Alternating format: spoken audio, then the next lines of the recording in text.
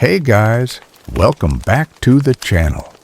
Today we're diving into what many call the greatest American novel ever written, Harper Lee's To Kill a Mockingbird. If you grew up in the U.S., you probably had to read this in high school.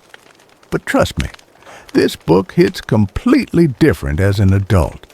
We're walking through the entire story today, every major moment, every character, every lesson, without killing the magic. So grab some coffee and let's head back to Macomb, Alabama in the 1930s. The story is told by Jean Louise Finch. Everyone just calls her Scout. She's 6 years old when the book begins, tough as nails, zero filter, and she's our narrator. Her older brother Jim is 10, almost 11. Their dad is Atticus Finch, the small-town lawyer who'll one day be played by Gregory Peck and become America's moral compass. They live in Macomb, Alabama, during the Great Depression. It's hot, slow, poor, and deeply segregated. Their mom died when Scout was 2, so the house is run by Calpurnia, the black housekeeper, who's basically a second mother and the first person who teaches Scout that love matters more than blood. Summer of 1933 changes everything when Dill shows up. Tiny, wildly imaginative kid from Mississippi staying with his aunt next door. He's obsessed with movies and immediately dares Jim and Scout to get Boo Radley to come out of his house. Who is Boo Radley? He's the town's ghost story, hasn't been seen in years. Rumors say he stabbed his father with scissors, eats raw squirrels, only comes out at night. The kids are terrified and obsessed. They spend the whole summer trying to lure him out, leaving notes, acting out dramas in the yard, even sneaking up to the house. This is the childhood part of the book. Pure, hilarious, innocent, and just a little dangerous. Atticus is different from every other dad in town. He's almost 50, wears glasses, reads instead of hunts, never brags. But one day, he does something that blows the kids' minds. He takes down a rabid dog in the street with one perfect shot. The sheriff hands him the rifle and says, "I hate using a gun in front of children, but you're the best shot in Macomb." The kids realize their quiet dad is secretly a badass. He just chooses peace every single day. And then he drops the most famous line in the book.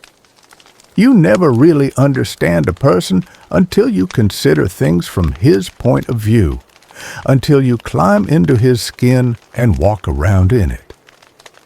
Now we reach the heart of the story. Tom Robinson, a black man with a crippled left arm, is accused of raping Mayella Ewell, a poor white girl. In 1930s Alabama, that charge is an automatic death sentence. Doesn't matter if he's innocent. The judge assigns Atticus to defend him. Atticus doesn't want the case, but he takes it anyway because he knows no one else will give Tom a real defense. The town turns vicious. People spit in Atticus's face. Kids at school call Scout horrible names. Old ladies gossip on porches. But Atticus says, if I didn't take this case, I couldn't hold my head up in this town anymore. The trial is some of the most powerful writing ever put on paper. Bob Ewell, Mayella's drunk, racist, disgusting father, takes the stand. Mayella takes the stand, lonely, terrified, obviously lying, trapped by her father. Tom Robinson takes the stand, polite, honest, heartbroken. He says he felt sorry for Mayella, and the entire courtroom gasps because a black man wasn't allowed to pity a white woman. Atticus tears the case apart with pure logic.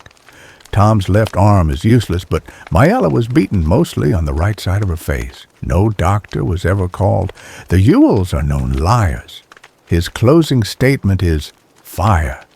In the name of God, do your duty. In the name of God, believe Tom Robinson.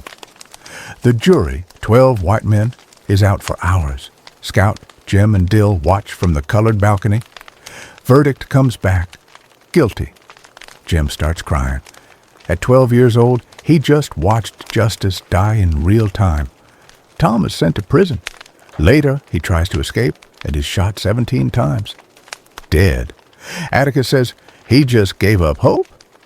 Bob Ewell, humiliated in court, spits in Atticus's face and swears revenge. It's Halloween.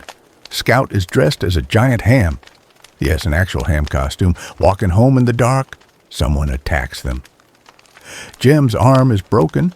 Scout can't see anything inside the costume. Then a stranger carries Jim home.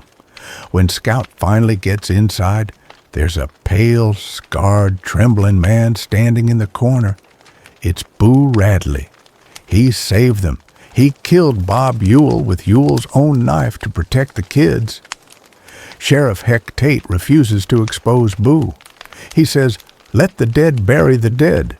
Dragging Boo into the light would be like killing a mockingbird." Atticus finally agrees. Boo never hurt anyone. He only ever gave gifts and love. Mockingbirds don't do anything but sing for us. It's a sin to kill one. Scout walks Boo home. She stands on the Radley porch and finally sees the world through his eyes. All those years he was quietly watching over them, protecting them. She says, Atticus was right. You never really know a person until you stand in his shoes and walk around in them. Just standing on the Radley porch was enough. The book ends with Atticus sitting beside Jim's bed, reading, guarding his children while they sleep. Scout drifts off feeling safe, knowing there are more good people in the world than bad ones. They're just quieter. That's To Kill a Mockingbird. Yes, it's about racism, but it's also about courage, empathy, growing up, and the silent heroes who never ask for credit. 65 years later, it still makes us cry, still makes us angry, still makes us want to be a little more like Atticus. If you never read it, read it now. If you hated it in high school because it was required reading, give it one more chance as an adult. You'll thank yourself. Hit like if this brought back memories, drop your favorite Atticus quote in the comments, and subscribe, because next week we're doing 1984. Until then, go stand in somebody else's shoes for a minute. The world needs it. Thanks for watching. See you in the next one.